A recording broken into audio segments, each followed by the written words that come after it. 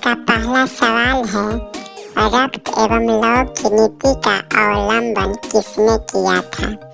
आपका ऑप्शन है ए Mazzini, B Hitler, सी Bismarck और डी विलियम वॉन। आपका सही जवाब होगा ऑप्शन नंबर सी बिस्मार्क। आपका अगला सवाल है 2, फ्रैंकफर्ट की संधि कब हुई? आपका ऑप्शन है ए 1864, बी 1866, सी 1870, डी 1871। आपका सही जवाब होगा डी 1871। आपका अगला सवाल है 3, वियना कांग्रेस कब हुआ था? आपका ऑप्शन है ए 1815, बी 1818, सी 1820, डी 1848। आपका सही जवाब होगा ऑप्शन नंबर ए 1815। आपका अगला सवाल है मार्टिन लूथर कौन थे?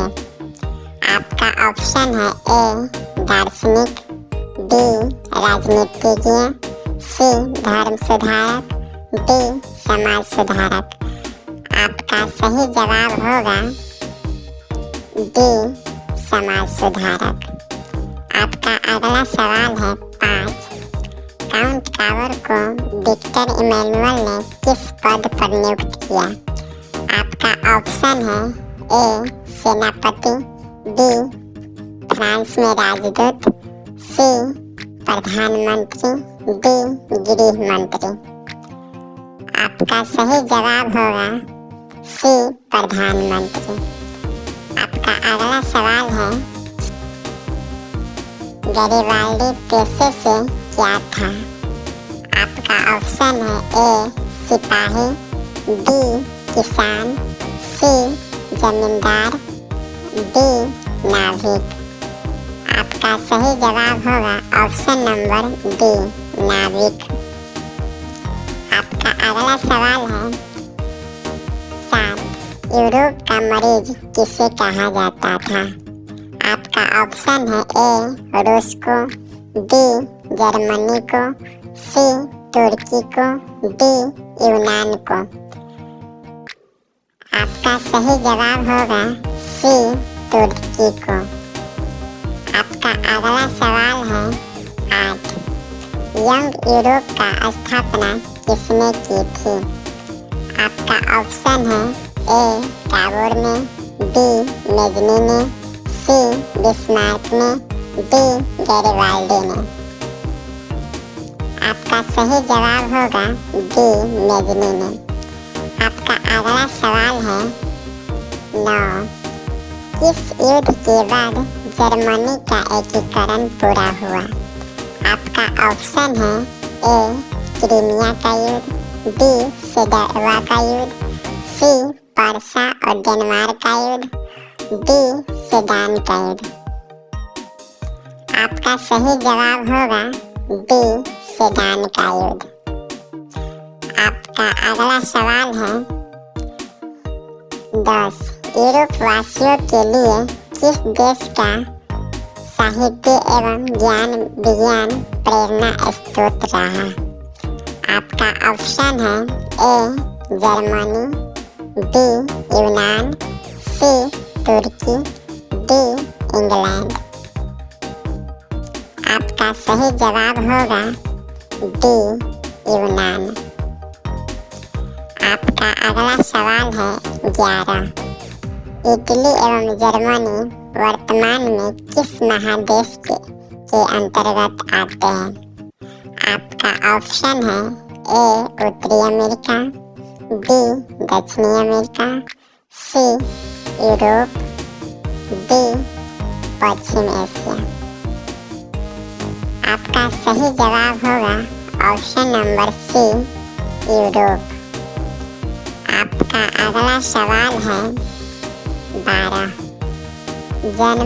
जर्मन राइन राज्य का निर्माण किसने किया था?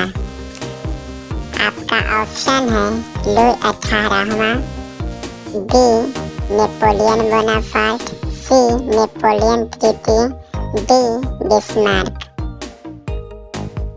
आपका सही जवाब होगा option number B Napoleon Bonaparte.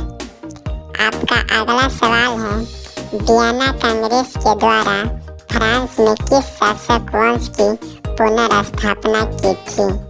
आपका ऑप्शन है ए हैब्सबर्ग, बी आर्लिया, सी बुर्बो, डी जारशाही। आपका सही जवाब होगा ऑप्शन नंबर सी बुर्बो। आपका अगला सवाल है 14। सन 1870 में फ्रांस और पर्सा के बीच युद्ध कहाँ हुआ था? आपका ऑप्शन है सेडान, बी सेडेवा, सी साइडाइन और डी फ्रैंकफर्ट। आपका सही जवाब होगा ए सेडान। आपका अगला सवाल है 15। जिलबेरिन एक संस्था थी। आपका ऑप्शन है ए क्रांतिकारियों की, बी व्यापारियों की, सी विद्वानों की, डी पादरी सामंतों की। आपका सही जवाब होगा ऑप्शन नंबर बी व्यापारियों की। आपका अगला सवाल है 16। बिस्मार्क निम्न में से क्या था? ए कवि, बी नाटककार, सी संगीतज्ञ, डी कूटनीतिज्ञ। आपका सही जवाब होगा डी कूटनीतिज्ञ। आपका अगला सवाल है 17। 1829 ईस्वी की एड्रियाना फॉल की संधि किस देश के साथ हुई? आपका ऑप्शन है ए तुर्की, बी यूनान, सी हंगरी, डी पोलैंड। आपका सही जवाब होगा ए तुर्की। आपका अगला सवाल है इटली एवं जर्मनी के एकीकरण के विरुद्ध निम्न में से कौन था? आपका ऑप्शन है ए इंग्लैंड, बी रूस, सी ऑस्ट्रिया, डी पारसा। आपका सही जवाब होगा सी ऑस्ट्रिया। आपका अगला सवाल है मेजनी का संबंध किस संगठन से था? आपका ऑप्शन है ए लाल सेना, बी कार्बोनरी, सी फिलिक हेटारिया, डी डायट। आपका सही जवाब होगा डी कार्बोनरी।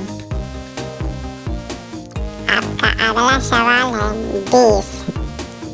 यूरोपीय सभ्यता का पालन किसे कहा जाता था? आपका ऑप्शन है ए इटली को, बी फ्रांस को, सी हंगरी को, डी यूनान को।